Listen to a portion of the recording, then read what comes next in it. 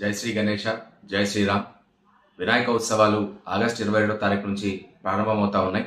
లోకమాన్య బాలగంగాధర్ తిలక్ గారు నాడు 1893లో ప్రజలలో స్వాతంత్ర కాంక్షను తగిలించడానికి, అలాగే ఐకమత్యం కోసం భక్తిభావంతో ఆధ్యాత్మిక వాతావరణంలో సార్వజనిక గణేష్ ఉత్సవాలను ప్రారంభించడం జరిగింది. అదే స్ఫూర్తిని నేటి కూడా మనం కొనసాగిస్తూ ఘనంగా ఆధ్యాత్మిక వాతావరణంలో వైభవంగా వినాయక చవితి ఉత్సవాలు మనం జరుపుకుంటా ఉన్నాం. నేడు కూడా అంటే ఈ సంవత్సరం కూడా అదే స్ఫూర్తిని కొనసాగిస్తూ సాంస్కృతిక సాంప్రదాయబద్ధంగా ఆధ్యాత్మిక వాతావరణంలో మనం వినాయక చవితి ఉత్సవాలు నిర్వహించుకోవాల్సిన అవసరం ఉంది. వినాయక మంటపాలు ఎవరైతే మనం ఏర్పాటు చేసుకుంటా ఉన్నామో, ముఖ్యంగా హిందూ ఉత్సవ కేంద్ర సమితి సభ్యులకు సహకరిస్తూ, పోలీస్ వారికి సహకరిస్తూ మనం ప్రశాంతమైన వాతావరణంలో, ఆధ్యాత్మిక వాతావరణంలో వినాయక ఉత్సవాలు జరుపుకోవాల్సిన అవసరం ఉంది. మొట్టమొదటిగా వినాయక మండపాన్ని ఏర్పాటు చేసుకోవడానికి పోలీస్ పర్మిషన్ తీసుకోవాల్సిన అవసరం ఉంది. పర్మిషన్ అంటే కేవలం రిజిస్ట్రేషన్ మాత్రమే. అది పోలీస్ పోర్టల్ ఏదైతే, పోలీస్ వెబ్సైట్ ఏదైతే ఉంటుందో tspolice.government.in వెబ్సైట్లో రిజిస్ట్రేషన్ చేసుకోవడానికి లింక్ ఉంటుంది. లింక్ ద్వారా రిజిస్ట్రేషన్ చేసుకోవచ్చు. ఆ తర్వాత అధికారులకు కూడా సహకరించాల్సిన అవసరం ఉంది. వినాయక మంటపాలు మనం అయితే ఏర్పాటు చేస్తా ఉన్నామో, హంగు ఆర్భాటాల కోసం కాకుండా, ఇంకోరిని ఇబ్బంది పెట్టకుండా, భక్తిభావంతో ఆధ్యాత్మిక వాతావరణంలో ఐకమత్యం కోసం మనం ఏర్పాటు చేసుకోవాల్సిన అవసరం ఉంది. విగ్రహాల హైట్ ఒకరికొకరు పోటీ, తర్వాత డెకరేషన్లో ఒకరికొకరు పోటీ కాకుండా ఐకమత్యమైన వాతావరణంలో మనం వినాయక చవితి ఉత్సవాలు సౌద్భావ వాతావరణం నిర్వహించుకోవాల్సిన అవసరం ఉంది. అందులో భాగంగా ఏదైతే మనం వినాయక మంటపాలు ఏర్పాటు చేస్తా ఉన్నామో, వినాయక మంటపాలు ప్రమాదానికి లోను కాకుండా ఉండాల్సిన అవసరం ఉంది. మనం ఈ మధ్యలో సంఘటనలు చూడడం జరిగింది. రామంతపూర్లో గోకులాష్టమి సందర్భంగా 5 మంది విద్యుత్ ప్రమాదంలో చనిపోవడం జరిగింది. అలాగే వినాయక విగ్రహాన్ని తీసుకుని వస్తూ బండ్లగూడలో విద్యుత్ వైర్లు ప్రమాదవశాత్తు తాకి 2 యువకులు చనిపోవడం జరిగింది.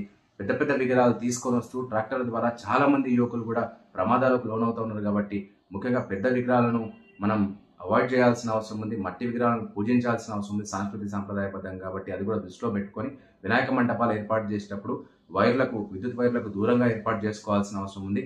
అలాగే ఎలాంటి విద్యుత్ ప్రమాదాలకు లోను కాకుండా జాగ్రత్తలు తీసుకోవాల్సిన అవసరం ఉంది. ముఖ్యంగా చిన్నపిల్లల విషయంలో మనం వినాయక మండపంలో వాలంటీర్లు ఏర్పాటు చేసుకొని వాళ్ళపైన కూడా జాగ్రత్తగా ఉండాల్సిన అవసరం ఉంది. భక్తులకు తగిన సౌకర్యాలు మనం వినాయక మండపాల్లో ఏర్పాటు చేయాల్సిన అవసరం ఉంది. సాంస్కృతిక సాంప్రదాయాల బద్ధంగా 5 రోజుల పాటు భక్తిభావంతో మనం పూజలు చేయాల్సిన అవసరం ఉంది. వినాయక మంటపాలు ఏవైతున్నాయో దేశభక్తికి, దైవభక్తికి కేంద్రాలుగా మారాల్సిన అవసరం ఉంది. మనం ధర్మ సంబంధ కార్యక్రమాలు 5 రోజుల పాటు ఘనంగా నిర్వహించాల్సిన అవసరం ఉంది.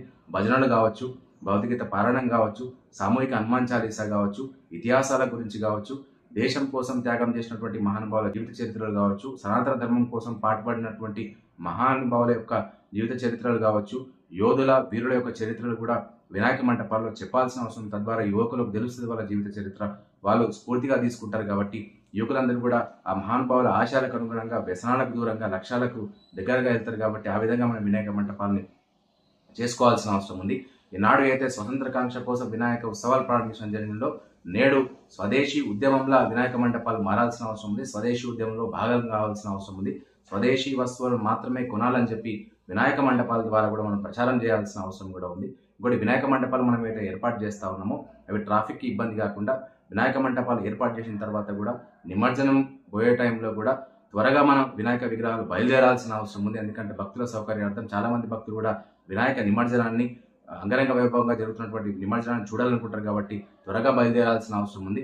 మధ్యాహ్నం లోపలనే వినాయక మండపం నుంచి వినాయక విగ్రహాలు బయలుదేరి, అయితే వినాయక నిమజ్జనంలో కూడా 5 రోజుల పాటు మనం పూజలు చేస్తా ఉన్నాం, భక్తి శ్రద్ధలతో పూజలు చేస్తా ఉన్నాం. 5 రోజు మొత్తం కూడా మనం దాన్ని వినాశనం చేసే పరిస్థితి తీసుకొని వస్తున్నాం అశ్లీల నృత్యాలతో. కాబట్టి సాంస్కృతిక సంప్రదాయబద్ధంగా మనం నిమజ్జనం కూడా చేయాల్సిన అవసరం ఉంది. ధర్మానికి నష్టం కాకుండా, ఎంతో ఇష్టంగా పండుగ చేసుకుంటున్నాం, ఏదో ఒక విధంగా ధర్మానికి నష్టం చేకూర్చే విధంగా మనం ప్రవర్తించరాదు. కాబట్టి ఆ చివరి రోజు కూడా సాంస్కృతిక సంప్రదాయబద్ధంగా ఉత్సవాలను మనం నిర్వహించుకోవాల్సిన అవసరం ఉంది. అలాగే జాగ్రత్తలు తీసుకుంటూ నిమజ్జనం సందర్భంగా కూడా వాలంటీర్లను ఏర్పాటు చేసుకుంటూ, చిన్నపిల్లల విషయాల్లో జాగ్రత్తలు తీసుకుంటూ, ఆడవారి పట్ల కావచ్చు, మహిళల పట్ల కావచ్చు గౌరవంగా మనం మెలగాల్సిన అవసరం ఉంది. ఆ విధంగా మనకు మనం ఇబ్బంది పెట్టుకోకుండా, విరాళాల విషయంలో, చందాల విషయంలో కూడా అవతలని ఇబ్బంది పెట్టకుండా, ఆర్భాటాలకు పోకుండా వినాయక ఉత్సవాలు మనం నిర్వహించుకోవాల్సిన అవసరం ఉంది. అలాగే వినాయక ఉత్సవాలు మనం ధర్మ ప్రచార వేదికలుగా మారుస్తూ, నిర్వహించుకుంటూ సనాతన ధర్మ పరిరక్షణ కోసం మనం అంతా పాటుపడాలని ఆకాంక్షిస్తూ అందరికీ కూడా జై శ్రీరామ్, జై శ్రీ గణేష.